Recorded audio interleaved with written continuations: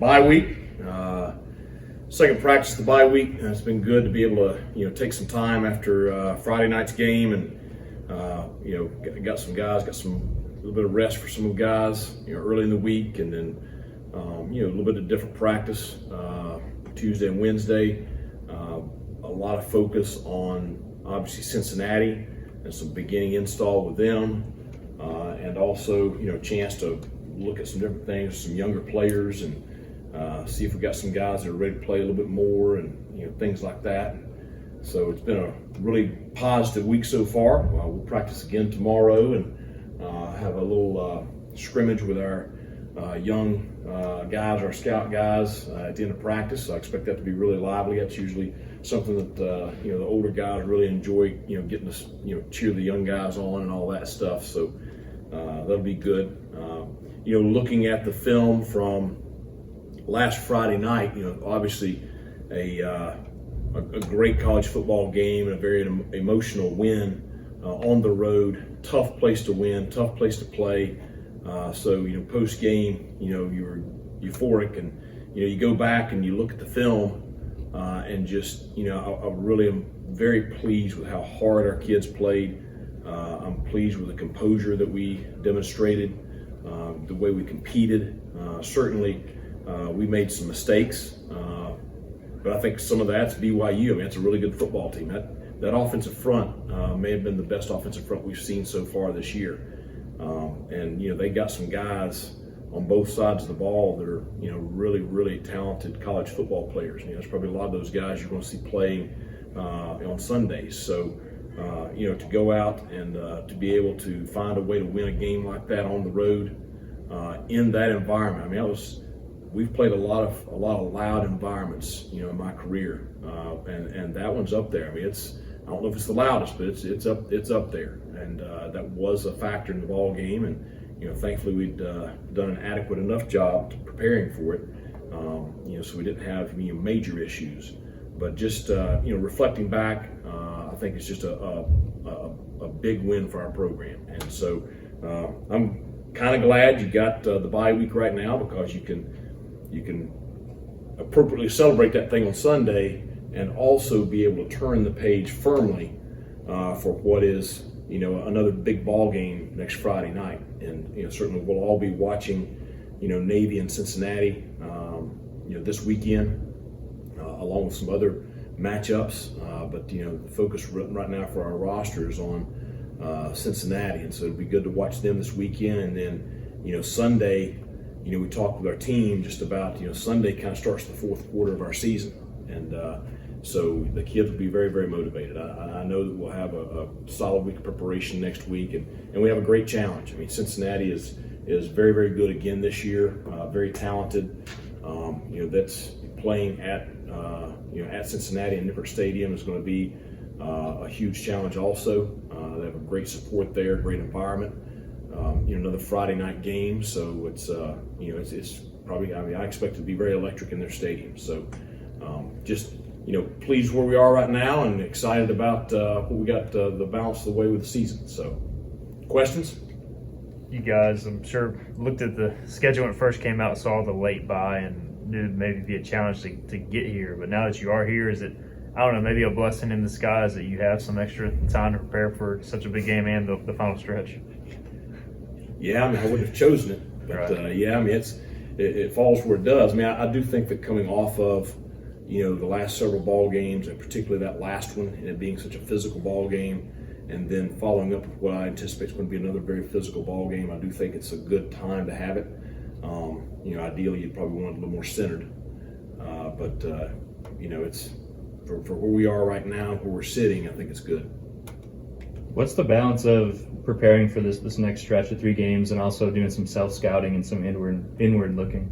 Well, we spent a lot of time doing that this week also, and I think it's the perfect time for that. I think it's the perfect time to evaluate what you've been doing, make sure that if there are tendencies that the opponent can pick up on, that we do a good job of adjusting some things and changing some things during this week. So I think that's been another big piece of this week for our coaching staff. 9 games in, has anything really surprised you about this team as far as development? And then are there things that you still want to shore up going into the final 3 games? Well, I think I'm pleased. I mean, ideally, you'd like to be 9-0, and you could sit here and probably argue that, but I'm pleased with our development and our improvement. I'm pleased with how our kicking game has continued to improve. I think, you can check me if I'm wrong, going into this weekend, I think we have the #1 kickoff coverage team in the country. So that's shown drastic improvement over last year. We said we wanted to make that something we improved on in the off season. So I think that our offensive execution, particularly the way we've done a great job taking care of the football. I mean, it is just blaring in your face. When we do a great job with winning the turnover battle, those are the games we've won.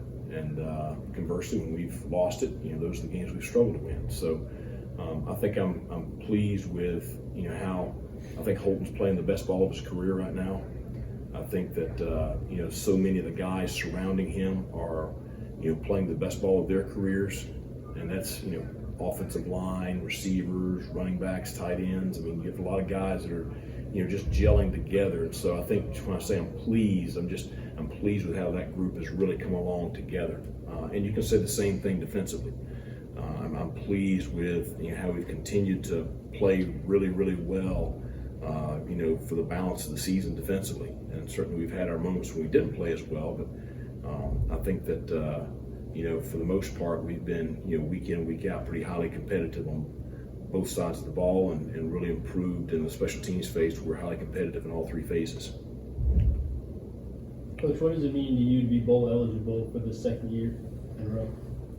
I think it means a lot to all of us. I try. I mean, listen. I do mention how far the team, the kids, the program has come, because I mean it was tough to find things to get excited about that first year. But from the time I took the job, that's basically all I heard around town. Coach, you got to get us back in bowl games. You got to get us back in bowl games. And I think that a lot of our players were pretty vocal about it, but that's, Holton was very vocal about it. He came here to get ECU back to where it was when he was growing up. And that's, competing at a high level, competing for championships, going to the postseason, bowl games, things like that. And so last year was significant, obviously, but this year is, kind of validates last year, because you're bowl eligible, and you're bowl eligible before the month of November. And so back-to-back seasons, you guys, know the history better than I do, but it's probably back to 13, 14 is the last time that, back-to-back seasons of being bowl eligible. So I'm proud of the players, I'm proud of the coaches, I'm proud of the support staff, the administration, because, this wasn't it certainly wasn't me. I mean, I know it's like I told Holton, a lot. It's just, when you're the head coach and you're the quarterback and you lose, you get more blame than you probably deserve. But when you win, you probably get more credit than you deserve. But the investment that the administration, the investment that East Carolina University made, when I took the job, and certainly I know that you sit here and you say, well, we need this and we need that, but they are working very, very hard to invest in East Carolina football.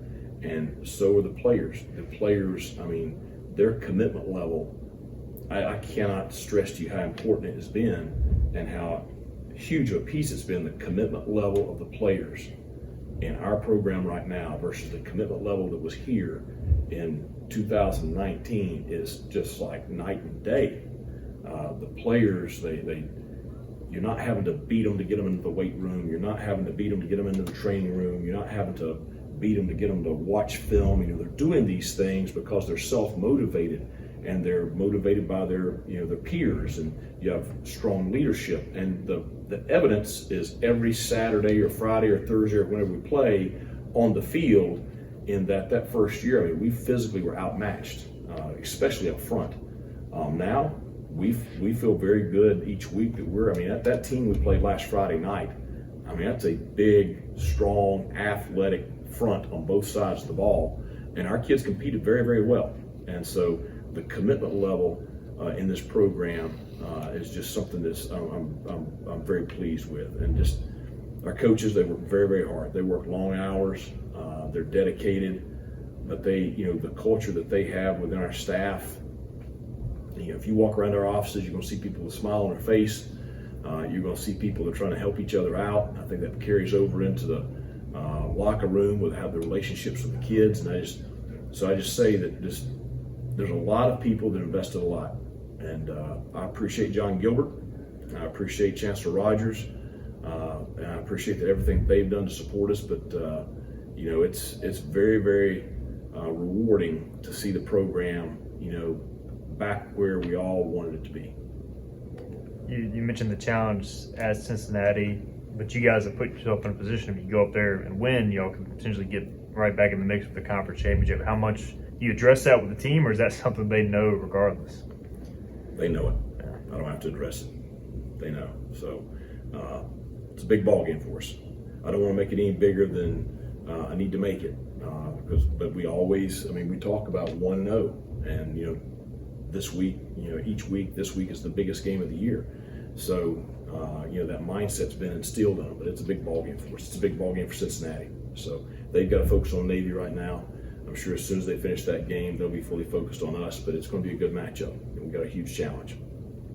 Recruiting, will you guys as a staff hit the road this weekend and see? Yeah, we had a couple racing from practice today trying to miss flights. So the bulk of our staff will leave tonight. We'll have a few tomorrow to function with practice, and then all of us will be involved in recruiting on Friday and Saturday. So we're going to have guys all over the country. To be honest with you, we'll try to see all of our commits. We're very, very close on some other guys that I think between now and Christmas we'll shore up those guys. So and then you always check in on guys that maybe are getting a late start on, or they might have decommitted from somewhere else or something like that. So that'll be a big emphasis for the balance of the week. Both Keaton and Holton were talking about the offensive line has been playing really well. So is that just sort of a product of them really meshing and gelling together at this point in the year when they kind of understand how to play together as a unit? Or, what's kind of been the secret, I guess? Well, I think there's lots. I think there's, we look like an American Athletic Conference offensive line. And you guys have been watching for years. That's a start, okay? Second is you've got a bunch of guys that play a lot of snaps. You can never experience. Why is Holton Ahlers playing so well? He's got a lot of experience. I think you say the same thing for the offensive line. And I think the third thing is exactly what you're talking about. They've gelled together. They have their ability to communicate, because a lot of the communication is post snap.